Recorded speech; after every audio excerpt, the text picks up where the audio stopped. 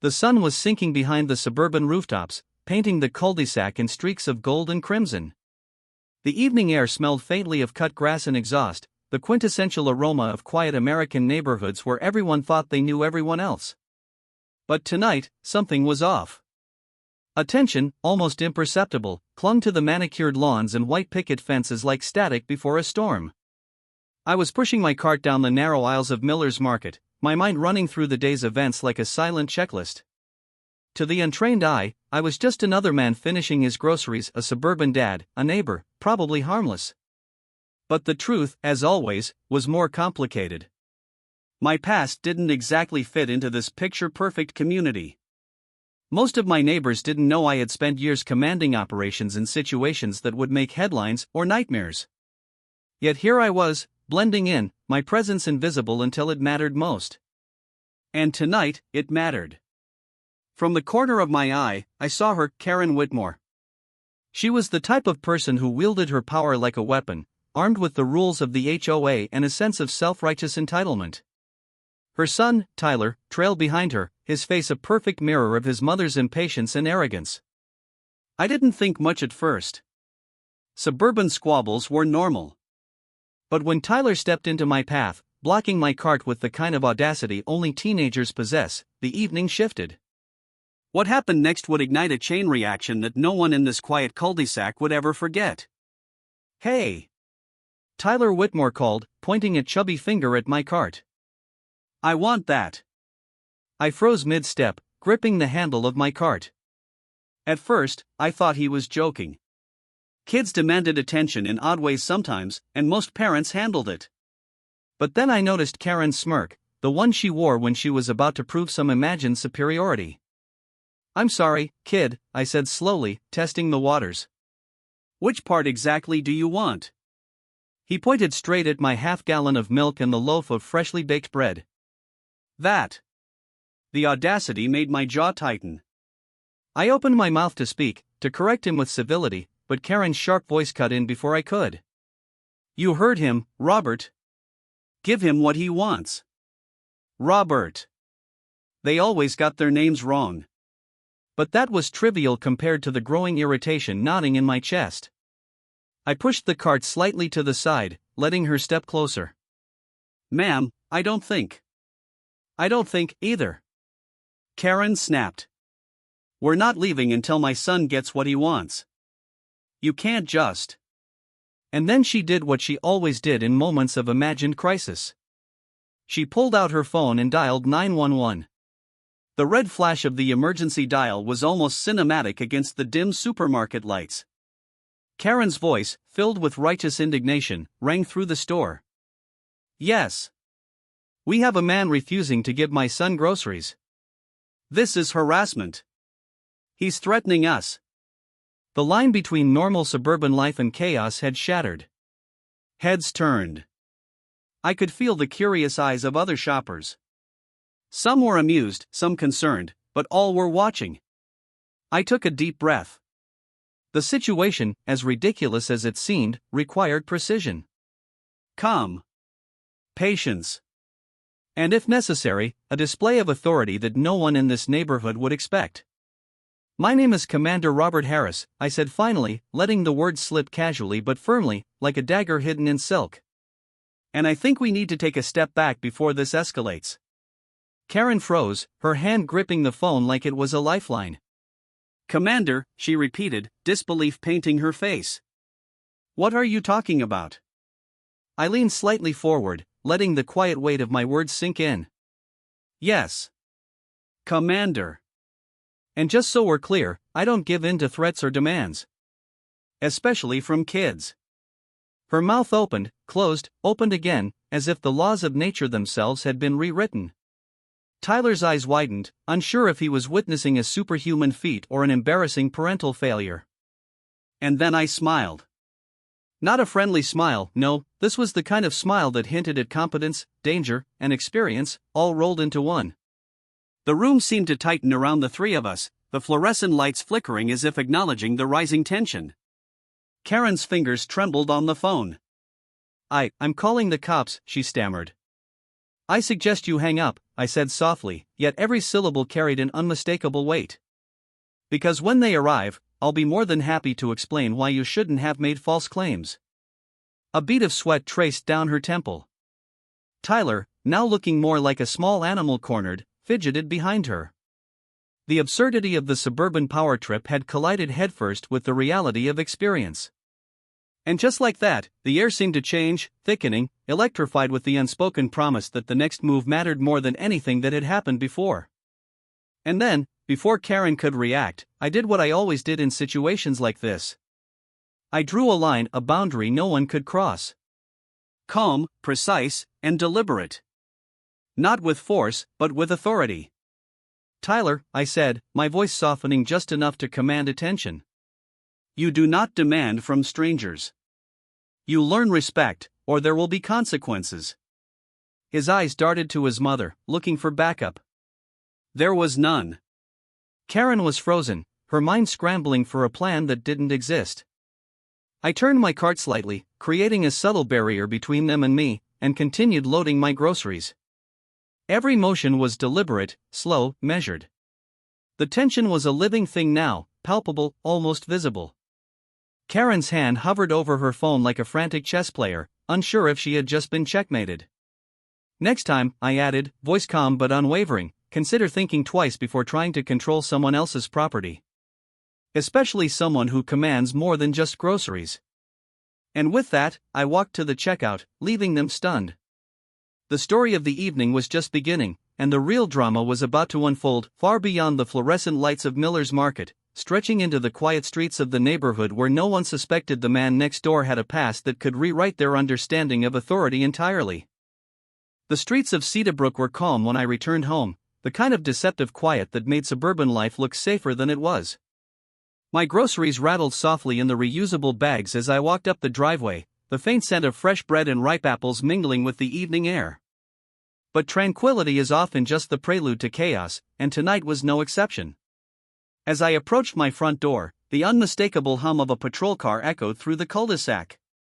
Red and blue lights reflected off the polished windows of my house, casting jagged, flickering patterns across the driveway.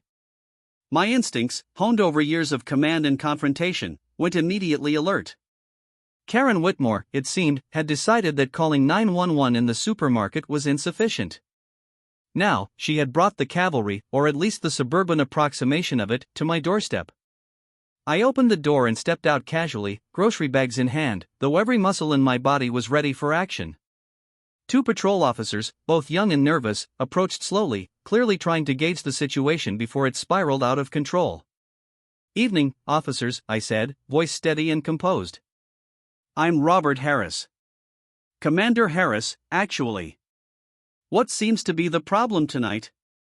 The taller of the two, Officer Daniels, shifted uncomfortably, glancing toward Karen, who was standing on her lawn, phone pressed to her ear as she narrated her version of events like a courtroom witness.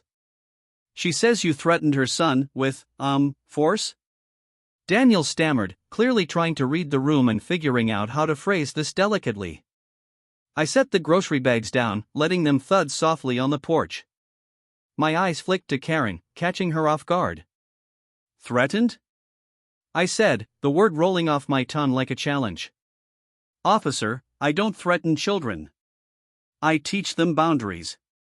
She called law enforcement because her son demanded groceries and she couldn't manage the consequences. Karen gasped, her hand flying to her chest. He was harassed. I raised a finger, calm and precise.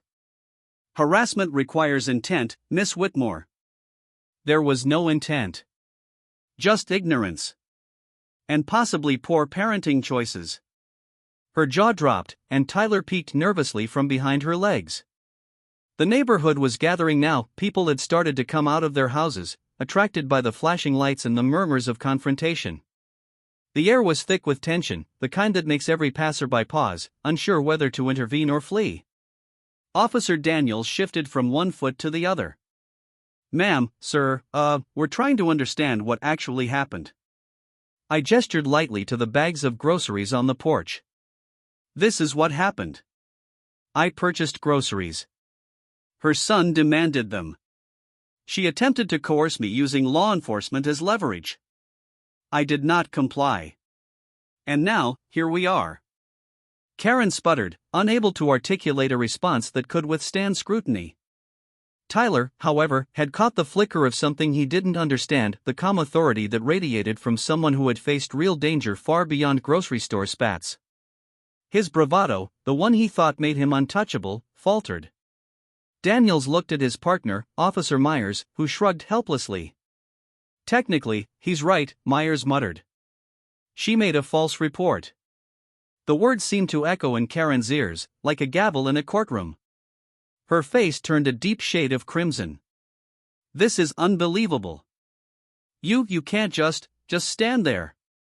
I leaned against the porch railing casually, letting the weight of my presence settle like fog over the lawn. I can. And I will. But I'm also willing to explain this situation thoroughly to anyone willing to listen. That includes the HOA, neighbors, and, if necessary, the authorities. Karen's phone slipped from her hand in shock. Tyler stumbled backward, his face pale. The officers exchanged a glance, recognizing that this wasn't a standard domestic complaint. Not even close. Suddenly, Karen's voice sharpened like a whip. You think you can intimidate me? I'm a respected member of the HOA. We have rules. You can't just. Karen, I interrupted gently, yet with unmistakable authority, you underestimated me the moment you tried to weaponize law enforcement for your son's tantrum. That is your mistake. Her hands trembled. I'm calling the HOA. I smiled faintly, a hint of amusement playing across my features. Please do. And when you do, they will hear the full story. Including your attempt to manipulate the system. Including the truth about your son's behavior. Including the fact that I am not just a neighbor, but someone who commands situations like these.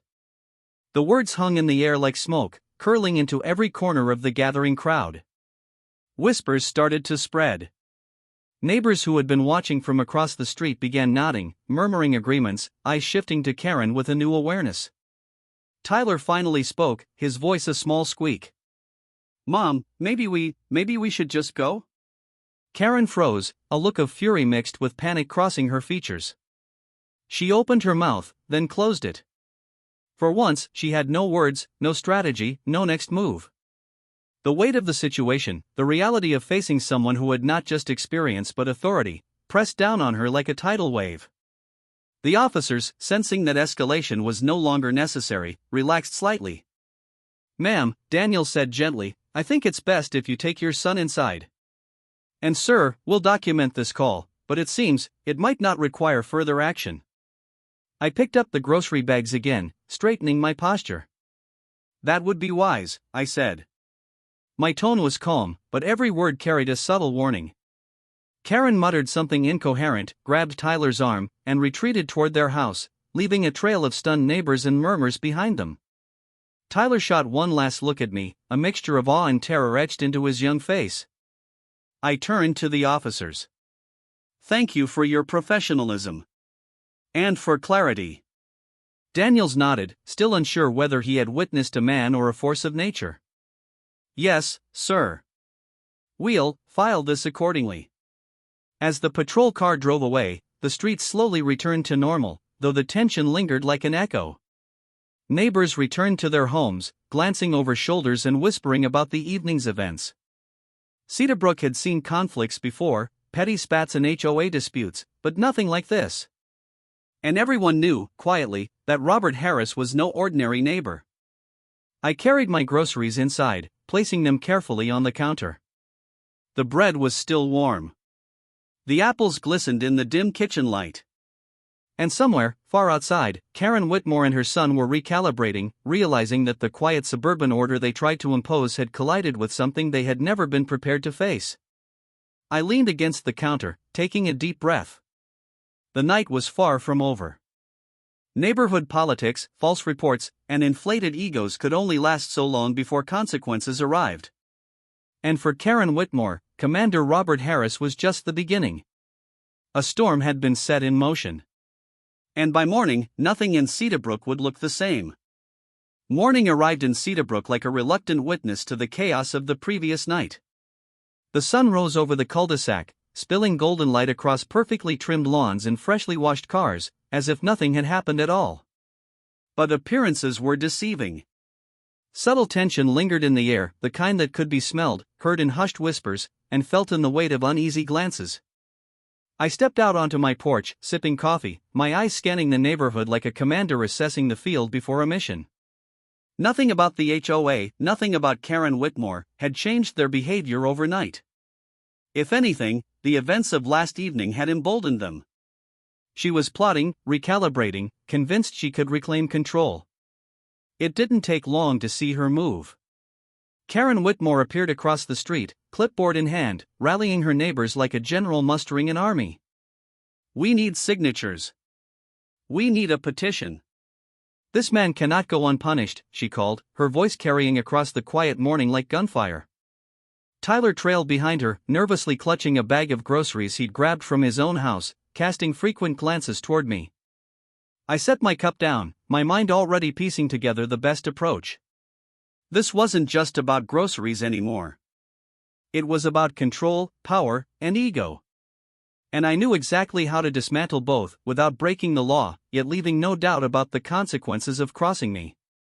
Karen's coalition of neighbors approached, clipboards raised, confidence brimming.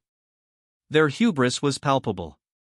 But to them, I was just a quiet neighbor, the kind who kept to himself, mowed his lawn, and nodded politely at community meetings. They didn't know what I truly was capable of. "Robert!" Karen shouted, her voice piercing the morning air. "This is harassment. We demand action." I stepped forward, arms folded, voice calm but resonant. "Karen, I warned you." Last night, in the supermarket, I explained boundaries. I do not escalate petty disputes, but I do respond decisively when manipulated or threatened. The neighbors paused, unsure whether to intervene. Whispers rippled through the small crowd, curiosity mixing with unease. Karen glared, her face red with indignation. "You can't talk to me like that. We have rules. We have authority." I smiled, faint but unyielding, letting the air tighten around me like a drawn bow. Rules are only effective if they are just and fair. Your actions, last night, and now, are neither. Tyler shifted nervously behind her, muttering, "Mom, maybe we should just..." "No!" Karen barked, cutting him off. But her command lacked conviction now, replaced by desperation. I moved closer, each step measured, deliberate. "Let me explain something to everyone here," I said, turning toward the gathered neighbors. "I am Commander Robert Harris. My past involves managing situations far beyond HOA disputes, beyond petty quarrels. I do not threaten without cause, but I ensure that truth and justice are respected." The murmurs escalated. Karen's eyes widened. Tyler's mouth fell open. Whispers spread like wildfire. "Commander? Robert Harris?" Karen's voice faltered. That's impossible." I raised a hand, quieting the crowd. "Last night, you attempted to manipulate law enforcement to serve your own whims. Today, you've tried to mobilize the neighborhood against me, based on lies.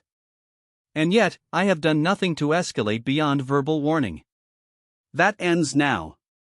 The neighbors drew closer, captivated, unsure whether to support Karen or witness the unraveling of her theatrics. Her carefully constructed image of authority was crumbling in real time. Karen, finally realizing words alone would not suffice, lunged forward, clutching her clipboard like a weapon. "I demand." I didn't move quickly, yet every muscle was coiled. Calmly, I stepped aside, and the clipboard slipped from her hands, clattering to the sidewalk. A subtle gesture, almost imperceptible to the untrained eye, but a controlled demonstration of skill and precision. Karen froze. Tyler let out a small gasp. I crouched slightly, meeting Karen's eyes. "This is your last chance. Walk away. Stop mobilizing others based on lies. Correct the record, apologize to your neighbors, and stop this harassment." For a moment, silence reigned. Then Karen's shoulders slumped.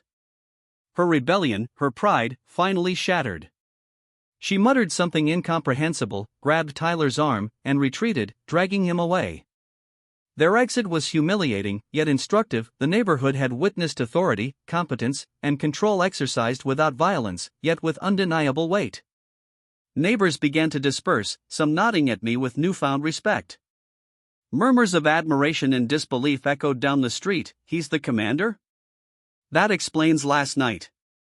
I returned to my porch, coffee in hand, surveying the street like a general after a successful operation. Peace had returned, not forced, but earned. Cedarbrook, for all its polished lawns and pristine streets, had just learned a lesson about hubris, false authority, and respect. Hours later, I found Karen at the HOA office, muttering into her phone, attempting damage control. Tyler hovered, visibly shaken. I passed by quietly, nodding toward them. No words were needed. The message had been delivered. By evening, Cedarbrook had settled into its usual rhythm. Mailboxes were checked, sprinklers ran on schedule, and the subtle hum of suburbia resumed. Yet beneath the normalcy, an invisible line had been drawn, a quiet respect for the man who walked among them, carrying his groceries, but holding authority far beyond what anyone could have imagined. I unpacked my groceries in the kitchen, setting the bread, milk, and apples neatly on the counter. Life was simple again, yet charged with the awareness that even in a quiet neighborhood, strength and character could not be ignored. That night, as the streetlights flickered on, casting golden halos over trimmed hedges and white fences, I stepped onto my porch one last time. I looked across the cul-de-sac at Karen Whitmore's house. No words passed between us. None were needed. The lesson had been learned. In Cedarbrook, Robert Harris, the man who was merely a neighbor to most, was no longer invisible. And for Karen Whitmore and her son, that realization would echo for a long time. Because some lessons cannot be taught in meetings, petitions, or phone calls. Some lessons must be experienced. And some commanders, once revealed, leave an indelible mark on the world around them. The groceries sat quietly on the counter, a mundane reward in a day defined by authority, skill, and quiet justice. And in that simple moment, I allowed myself a small smile. Cedarbrook was safe again, not from chaos, but from the arrogance that had once threatened it. And for the first time in a long while, the neighborhood felt the subtle power of respect. Some battles are small. Some are monumental. And tonight, in a quiet suburban street, a commander had reminded everyone which was which.